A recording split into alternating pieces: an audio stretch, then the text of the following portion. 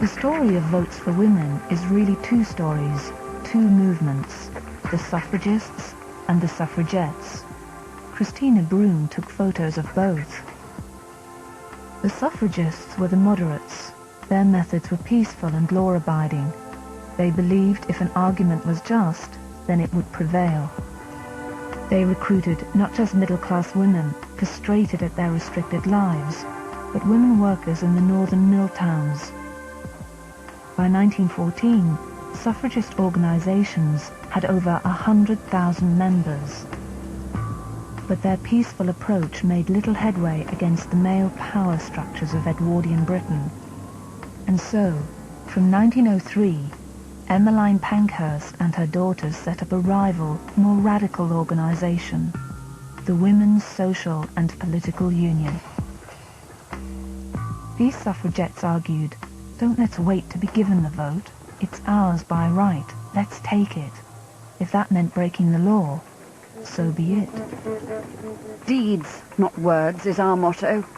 We want the vote, and we can see this so-called Liberal government is hostile to us getting the vote. So, we must fight this government until they are conquered or driven from office. Last year, I was caught up in a riot in central London, the May Day riot. I was taking photographs for a newspaper and got caught in the thick of it. I'm looking at these images from 1914 and I'm seeing the same thing. On the one side, you've got these demonstrators with a cause they believe in, for whom any publicity is good publicity. They don't mind being arrested. It makes for good copy. On the other side, you've got the police, under instructions to keep public order. It's a pretty inflammatory cocktail.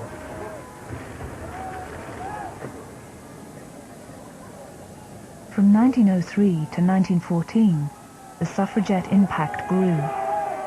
Mass rallies resulted in clashes with the police. Pankhurst and others spent time in Holloway prison. They demanded to be treated as political prisoners. When this was refused, they went on hunger strike. They suffered force feeding. Not surprisingly, on their release, they were treated as heroes. Christina Broom recorded the struggle, her photographs printed as postcards, sold to be collected in suffragette albums, or sent to rally support. My brother asked the other day how could I join such a pack of noisy women and make of myself such a ridiculous nuisance. I replied I liked such methods no more than he did, but that quiet argument for 40 years had failed, and now it seems we must shout and beat the drum to catch the public's attention. Of all the publicity stunts of the suffragettes, the most famous and the most tragic was that of Emily Wilding Davison, seen here with the Pankhursts in a picture taken by Christina Broom. In June 1913, Davison went to Epsom. She mingled with the crowd. She pushed her way to the front as the horses approached. Her plan was to rush onto the course as the King's horse, Amner, approached, thus throwing the derby. A photographer from the Daily Sketch was standing opposite as she made her move. The photograph he took records what happened next. Amner struck her with his chest, and she was knocked over, screaming. Blood rushed from her nose and mouth. The King's horse turned a complete somersault, and the jockey, Herbert Jones, was knocked off and seriously injured.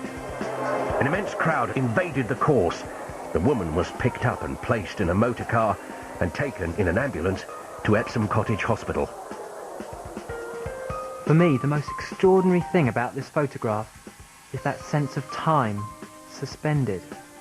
These people at the top here, they're still watching the race. They've not even noticed what's happened.